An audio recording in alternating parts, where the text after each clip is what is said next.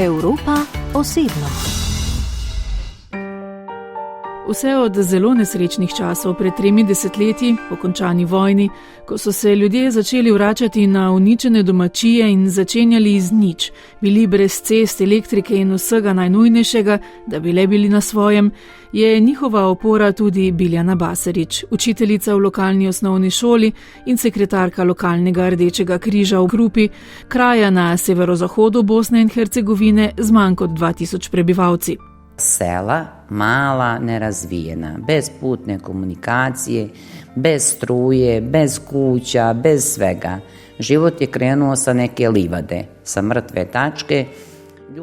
Vse od takrat se skupaj s prostovoljci lokalnega Rdečega križa, ki tam nosi dvojno ime, Crveni krst križ, razdajajo prebivalcem, ki v teh oddaljenih krajih sploh še vztrajajo oziroma nimajo kam. Ima još uvijek teških slučajeva, većinom su to starija populacija, ljudi koji nisu bili... Še zmeraj je veliko težkih primerov, predvsem starejših, ki nikoli niso hodili v službe, sploh nimajo pokojnin in tudi ne kakršnih koli drugih dohodkov, pa ljudje, ki nimajo družin ali so se te odselile v iskanju boljšega življenja.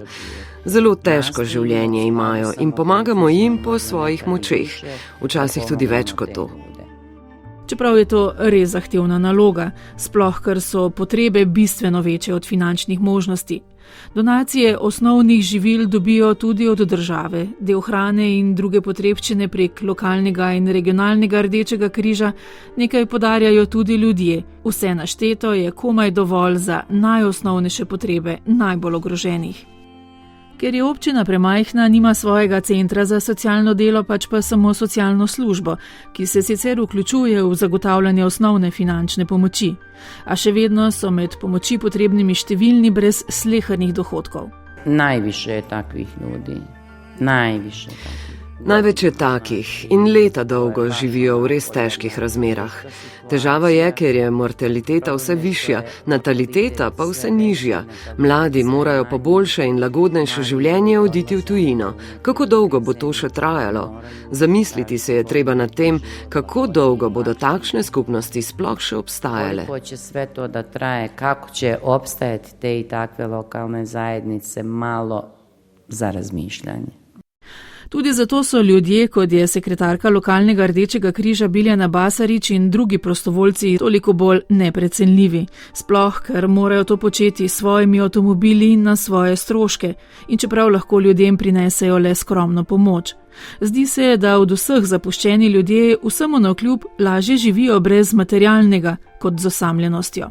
Oni kažu, najljepša im je ta topla riječ i osmijeh, i to što ih neko razumije. Pravijo, da so jim najljubše te tople besede, nasmeh in to, da jih nekdo razume. Šele na 2., 3. ali 10. mestu so stvari, ki ste jih prinesli in jih potrebujejo. Da jim le potrkate na vrata, vprašate, kako so, kaj potrebujejo, da spijete z njimi kavico ali sok, morda samo vodo. To jim zares veliko pomeni. In toliko ljubezni in naklonjenosti se rodi med nami, ki si dejansko nismo nič in smo si hkrati vse. Toliko topline, toliko ljubavi između nas se izrodi, mi koji ništa nismo, a u stvari sve smo. In najbrž v takih, komaj dostopnih zaselkih, ostaja neodgovorjeno tudi vprašanje, kdo komu v resnici daje več. A meni to znači jako puno. Meni to zelo veliko pomeni. Ne bi rada govorila o tem, a neke svoje težke zdravstvene preizkušnje sem prebrodila prav željo, da bi živela in pomagala drugim. To mi je bila spodbuda. Ko sem se zbudila iz nekajdnevne kome, me je zdravnik vprašal, na kaj sem najprej pomislila in sem mu rekla, na ljudi. Dejal je, naj si zapomnim, kaj je bila prva misel. Rada živim, rada imam ljudi, če bi lahko, bi dala vse za ljudi. Vsem bi dala vse. Žal to ne gre, a pravim, da tudi lepa beseda in nasmeh in dotik, vse to ljudem veliko pomeni. I sve to ljudima puno znači. Biljana s toplino govori tako o starejših, kot o otrocih, s katerimi dela tudi poklicno. Tudi tam je njeno vodilo strnjeno v eni besedi. Ljubav. Djeca osjećaju ko ih voli. Ljubezen. Otroci občutijo, kdo jih ima rad. In najlepše je, ko vam vsak otrok priteče v objem, ko jih lahko pobožate po laskih in ga poljubite, ko se stiskajo v objem in ko vas z veseljem pozdravljajo. Niso zahtevni, ne potrebujejo veliko. Nisu zahtjevni, oni ne traže, njima ne treba puno. I trudimo se da ih obradujemo tim nečim što je normalno. In trudimo se jih obdariti. Donatorji nam pomagajo, da dobijo darilce vsaj za božične in novoletne praznike. To je res otroško veselje. Morda je to za skupnosti, v katerih so vajeni česa boljšega, veliko preskromno, a pri nas veliko pomeni, da smo kupili žogo, nogometno žogo, knjigo, sladkarije, sok, da sem se igrala z njimi, da se skupaj igramo in skupaj pojemo. Igrala sam se s njima, svi zajedno, pjevali smo zajedno.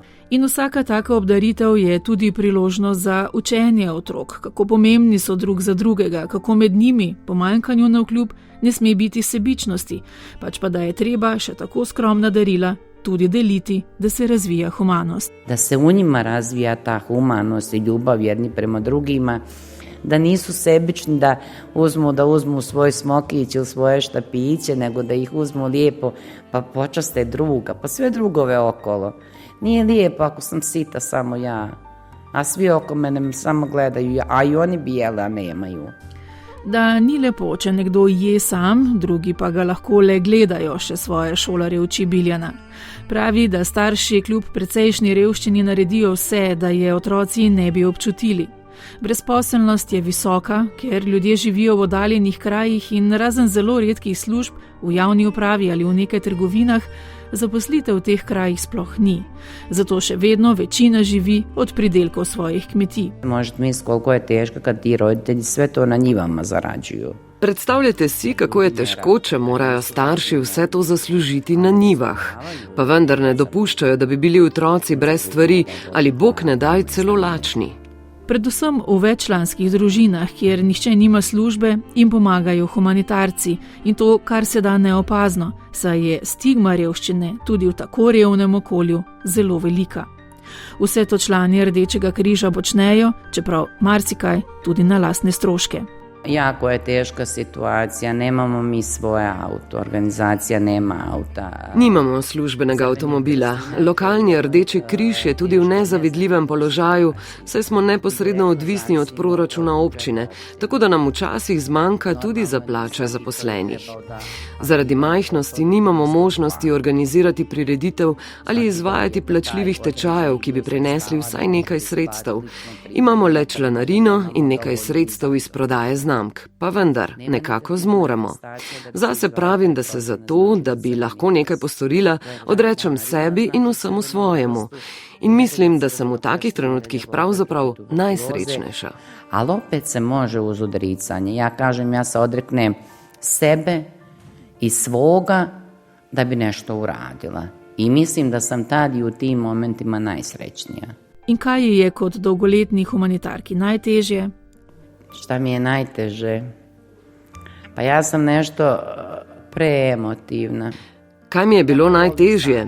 Preveč sem čustvena. Zelo imam rada stare ljudi, a me boli njihova nemoč. Nadvse imam rada otroke in rada bi jim omogočila vse, kar si želijo.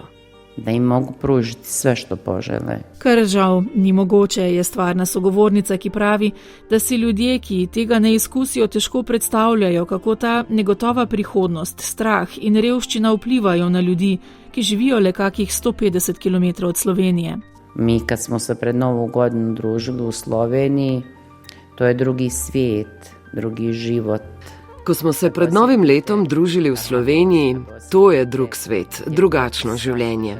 Ko občutite radost, lepoto povsod, ko občutite neko stabilnost, gotovost, se človek drugače počuti, verjemite. Drugačije se čovjek osjeća, vjerujte. Vse to, kar Biljana Basarič doživlja med najrevnejšimi, zapisuje tudi v pesmih, a jo z vprašanjem o tem spravimo za zadrego. Onako nešto, to meni samo dođe ideja odjednom. Kar tako pride ideja, kar tako. Zdaj sedim in vas gledam in nekega dne bom zase ustvarila nekaj verzov in vam jih bom poslala. Par stihova koje ću vam poslati. In ko bo pesem prispela, bomo vedeli, kdo je avtorica. Biljana Basarič, dobra duša pozabljenih ljudi v okolici Krupe, enega najbolj pozabljenih kotičkov severozahodne Bosne in Hercegovine.